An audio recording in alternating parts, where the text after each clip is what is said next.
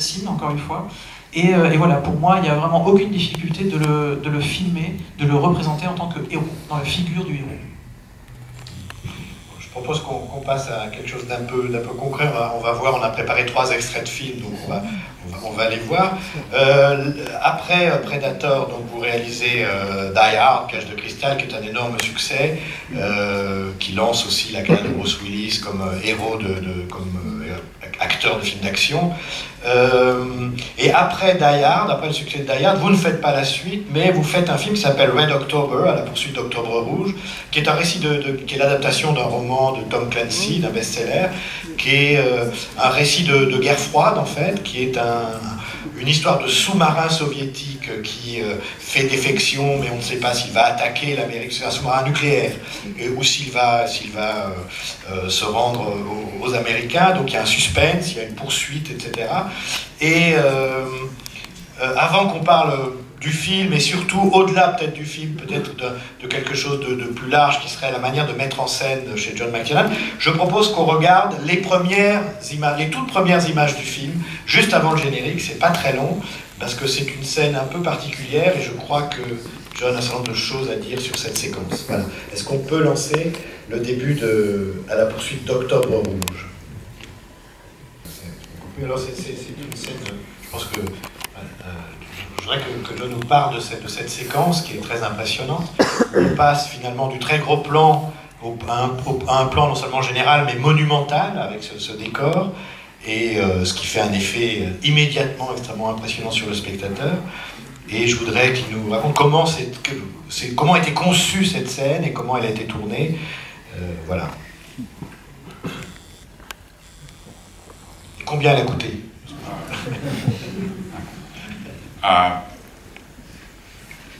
We actually built it.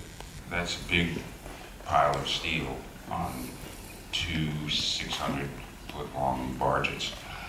And it cost an absurd amount of money. I don't know, more than $500,000.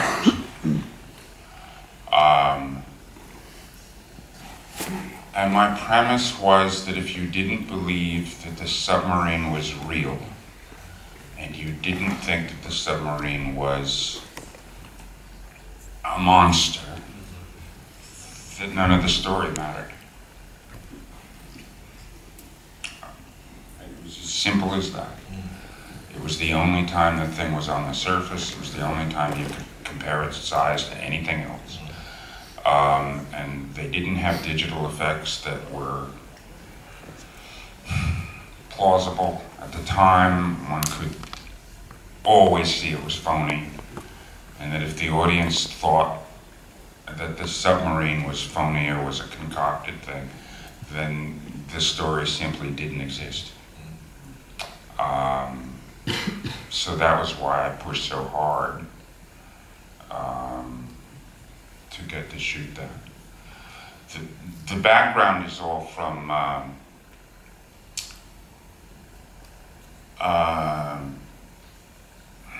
it's on the Alaskan coast. It was pretty near where they sank the Exxon Valdez. And the rest of it was shot actually in Los Angeles Harbor. We weren't allowed after, for some reason while they were in the middle of building the thing, it tipped over. And from then on, the insurance company wouldn't let us take it out of the breakwater. So I had to figure out how to get the shots without ever going out of the harbor. En fait, ce que vous voyez à l'écran, donc ce bateau immense, enfin ce sous-marin immense, on l'a vraiment construit. C'est-à-dire que ça fait centaines de mètres de long, c'est vraiment énorme, et puis c'est du vrai, c'est du concret, hein, c'est du métal, de l'acier. Une vraie structure d'acier. Et on l'a vraiment construite. Et ça a coûté un montant en dollars totalement absurde. Mais moi j'ai vraiment insisté à ce moment-là, parce que mon point de vue c'était que si vous ne croyez pas dans les premières images, si vous ne croyez pas que ce que vous voyez est vrai, alors rien de ce que vous allez faire voir dans tout le reste du film n'aura d'importance, vous n'y croirez pas. Et moi, donc, c'est la raison pour laquelle je voulais vraiment que dans ces premiers plans, c'est-à-dire les plans en fait où le bateau est à la surface, donc les plans où on peut le comparer visuellement avec d'autres éléments, des personnes, etc., et où on peut vraiment se rendre compte de l'aspect gigantesque et presque monstrueux du sous-marin, je voulais vraiment que ça ait l'air le plus réaliste possible. Et il se trouve qu'à l'époque où donc on a fait ce film, eh bien, les effets spéciaux, visuels, images de synthèse, etc., il n'y en avait pas, ça n'existait pas, en tout cas c'était pas crédible, on ne pouvait pas y croire une seconde. Donc il fallait vraiment construire. Mais ça a été assez compliqué. En fait, on a tourné certaines séquences très près finalement de l'endroit où le bateau l'Exxon Valdez a été coulé. On a tourné d'autres séquences, dont celle que vous avez vue, dans le port de Los Angeles. Et ce qui s'est passé, c'est qu'à un moment donné, un moment de la construction donc, de ce truc gigantesque, eh bien, toute la structure métallique a commencé à se retourner et à sombrer dans l'eau. Et là, à ce moment-là, ce qui s'est passé, c'est que les compagnies d'assurance qui assuraient le film ont dit que non, finalement, c'est dangereux, donc vous n'allez pas... Au départ, ce que John voulait faire, c'était emmener la structure en pleine mer pour faire les plans. Mais donc les assureurs ont dit non, vous n'emmenez pas ce truc-là en pleine mer, il reste dans le port. Et donc, il a fallu être très créatif pour faire tous les plans qu'on a pu voir, mais en restant dans le port de Los Angeles. And as for the sequence, I don't know that I articulated it at the time, but it was, the drama is what's going on in the mind of that man. Okay, well, you know, I wanted to start the movie on the mind of that man. And just let the camera sit there for a long time, so that you're right there in his face. And he says a number of things which, and I don't know whether it comes through or not, but the hope was that we would find, at least later, that they were double entendres. The guy says that it's cold, and he says, yes, it's cold and it's hard. And he says, it's time, Captain, and Connery says, it's past time, is what the English, well, no, there isn't any English. There's phony Russian, but that was the idea. And I think the English subtitle, which was on there, is that it's past time. Or no, wait, it's time indeed. It's time indeed.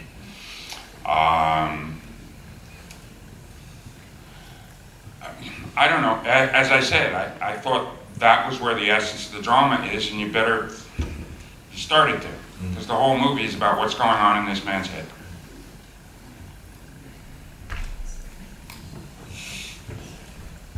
Voilà, ça va être sympa à traduire. En fait, moi, ce que je voulais faire voir, c'était le drame qui se déroulait non pas dans le décor, non pas dans l'eau, non pas sur le sous-marin, mais le drame qui se déroulait dans ce film et qui, à mon sens, se déroulait principalement dans l'esprit, dans le cerveau, dans la tête de ce personnage principal, interprété donc par Sean Connery. Et c'est la raison pour laquelle je voulais laisser la caméra filmer le plus longtemps possible son visage. Et les dialogues, quelque part, il y avait, je voulais vraiment, enfin j'espérais, en tout cas c'était mon espoir, que l'on comprendrait tous les sous-entendus qui étaient cachés, distillés dans le dialogue qui s'instaure à ce moment-là. Alors évidemment, il parle russe, enfin, il parle une espèce de russe dans le film, mais les sous-titres sont très... il y a un dialogue notamment, It's cold, donc il fait froid, ou alors It's time, et la traduction, lorsque Sean Connery répond, c'est It's time indeed. Il y a de très légères nuances qui font qu'on devrait, en tout cas c'est mon espoir, que l'on puisse comprendre que le drame se noue à l'intérieur de la tête de ce personnage principal. C'est-à-dire que Sam Neill dit il est temps, et on peut traduire la réaction de Sean Connery par il est plus que temps. It's past time, il est plus que temps. Oui, voilà. Il est plus que temps. Ça. Et le sous-titre français dit c'est le moment de vérité, it's moment of truth, donc qui n'est pas exactement la même chose, mais bon, ça c'est... mais ça marche. Ça marche. Alors, ce plan, cette séquence, cette idée de construire ce décor gigantesque, ça indique vraiment que vous avez chez vous une obsession. Dans votre cinéma, il y a une obsession de l'espace. C'est-à-dire qu'il faut toujours que la silhouette humaine, l'homme, occupe une certaine place dans un espace donné, qu'il soit à la fois perdu parce que cet espace peut être trop grand, et en même temps qu'on sache toujours où il est. Donc est-ce que, voilà, je voudrais que vous nous parliez de l'importance de l'espace et de la géographie dans vos films et dans votre manière de concevoir l'action. On sait toujours où on est quand on est, même si l'action est confuse, on sait toujours où on est dans vos films.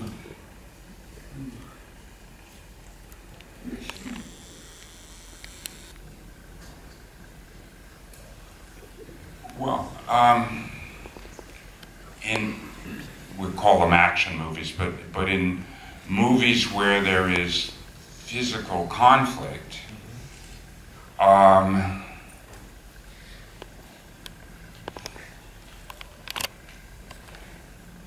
it only has meaning if you know, if a bullet starts here and goes there, a fist starts here and goes there. If you don't know where the people are and how what the environment is, I don't know how you could follow the conflict.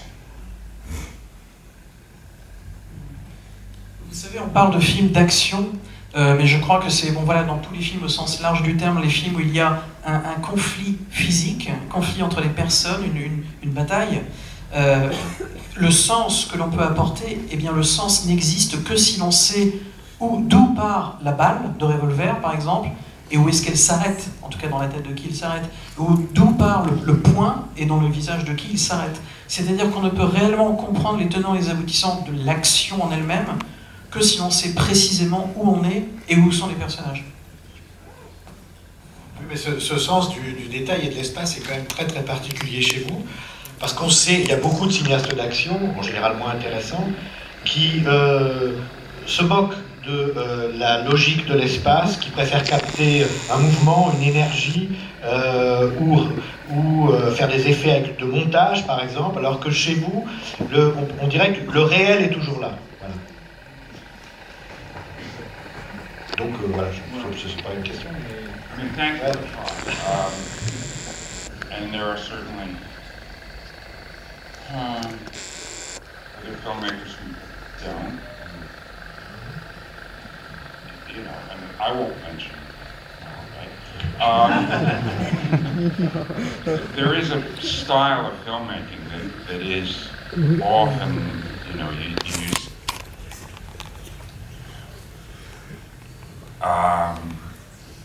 Well, with some of them, they use many cameras. Okay, so they can't have the cameras in close to each other or in the middle of the action, in quotes. So the cameras are a long way away, so they have to use long lenses. Once you have a long lens, you have no geography. You have a two-dimensional cutout. If you are good at it, the way Tony Scott, for instance, his films were all made with long lenses and, you know, big flat images. But they were good. I mean, they were good images, and he had good eyes. But if you compose with long lenses, you won't have geography. And if it's just an iconic,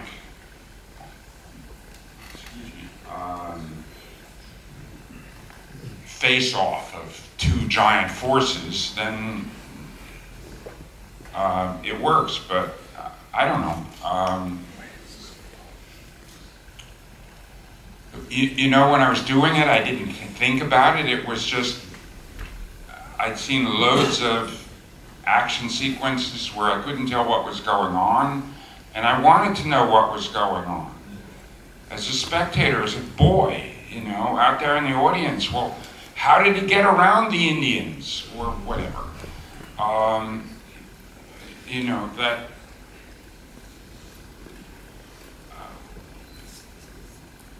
the essence of an experience of being in a place is being in the place. And that's part of, you know, what movies are. It's the idea if you get to go and be in the time and place of someone else.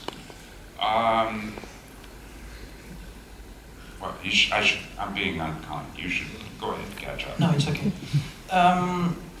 Tout d'abord, merci. C'est vrai que j'essaye d'y arriver, et je dirais qu'il y a certaines personnes pour qui, évidemment, cette espèce de réalisme dans l'action ne compte sans doute pas autant que pour moi. Multiplie les effets de caméra, je ne mentionnerai pas de nom comme Michael Bay, mais c'est vrai qu'il y a un style qui existe pour représenter l'action au cinéma. Ce style, c'est un style qui se fait en utilisant beaucoup de caméras, par exemple. Bon, ce n'est pas mon style, mais le fait d'avoir ces caméras-là, le style dont je parle, c'est qu'on place la caméra finalement assez loin de l'action. Et ensuite, en plaçant 1, 2, 3, 4 caméras assez loin de l'action, on n'a pas de plan rapproché, on n'a que des plans éloignés, et on peut se rapprocher artificiellement de l'action en utilisant des téléobjectifs, donc qui permettent de zoomer, d'avoir. Mais lorsque l'on zoome, ce qui se passe, c'est qu'on perd le relief. On perd la profondeur de champ, on perd le relief, et donc tout devient assez plat. Et tout devient très graphique et presque abstrait. Et on perd effectivement ce réalisme pour atteindre quelque chose de plus abstrait. Et c'est vrai qu'il y a des réalisateurs qui ont utilisé cette technique, mais qui étaient de bons réalisateurs. Je pense notamment, nous dit-il, à Tony Scott, qui était un excellent réalisateur et qui savait comment manier ce genre de technique.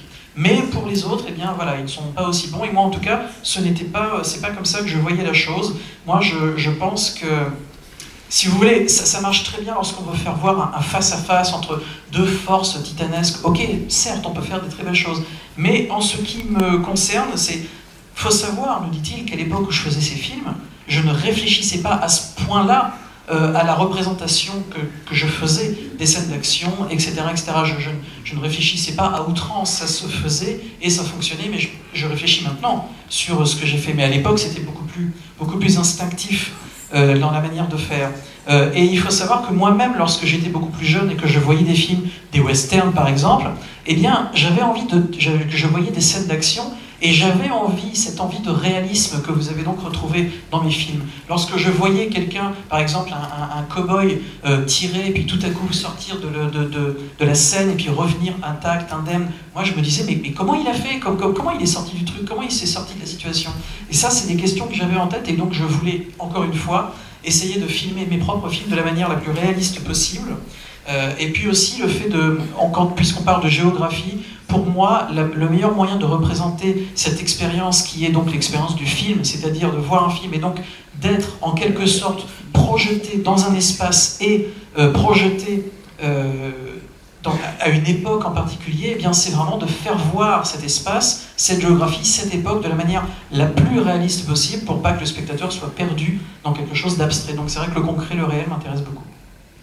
Cette idée, c'est vrai que c'est très beau, cette idée de dire être dans un espace, c'est être dans un espace. Ça fait beaucoup penser finalement au cinéma d'Howard Hawks, à la conception de la mise en scène qu'avait Howard Hawks, qui est sans doute... Yes. I think you always knew with his films where you were. Je pense qu'effectivement, dans le cinéma d'Howard Hawks, lorsqu'on regardait ses films, on savait toujours où on était. Je propose qu'on voit un deuxième extrait, ça nous permettra de parler encore une fois d'action. There's another part of it, which is, and you just made me think of it because of the Howard Hawks thing.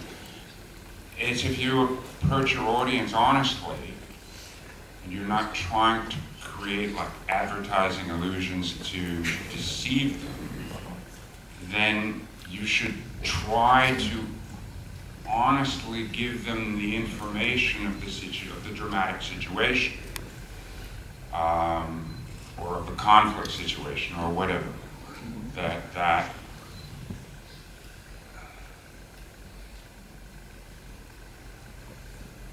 and that's certainly true, and I hadn't thought of it, but that's certainly true in Howard Hawks' work, because it's honest. You know, he's honestly telling a story to people he respects enough to be truthful to. Vous m'y faites penser tout à coup lorsque vous parlez de Howard Hawks, et je pense que c'est un excellent exemple. C'est vrai que je pense qu'en tant que réalisateur, si vous êtes suffisamment honnête, c'est-à-dire si vous n'essayez pas de prendre le spectateur par la main pour l'emmener quelque part et en fait, finalement, le décevoir ou lui mentir. Si vous êtes vraiment honnête avec le spectateur, eh bien, cela va fonctionner. Et je pense qu'effectivement, c'était l'approche qu'avait un réalisateur comme Howard Hawks dans ses films. C'était un réalisateur profondément honnête et qui n'essayait pas de mentir aux spectateurs, mais vraiment de leur faire voir sa réalité, sa vérité. Et donc effectivement, je vous rejoins sur ce point de vue. Donc je propose qu'on voit un extrait de Die Hard with a Vengeance, c'est ça, Une journée en enfer, qui est le troisième, donc Die Hard, Piège de cristal, le deuxième sequel, comme on dit. Et donc c'est une scène qui se passe, alors cette fois-ci le film se passe à New York, le personnage principal revient dans sa ville d'origine qui est New York.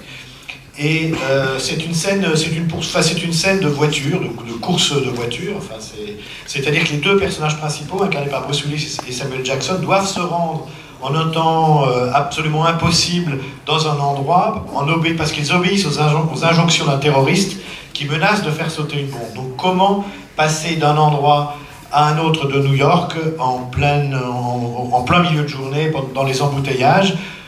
C'est ce qu'on va voir maintenant et ça nous permettra de parler d'action, de montage et aussi du type de personnage qu'aime bien John McTiernan. Est-ce qu'on peut voir l'extrait?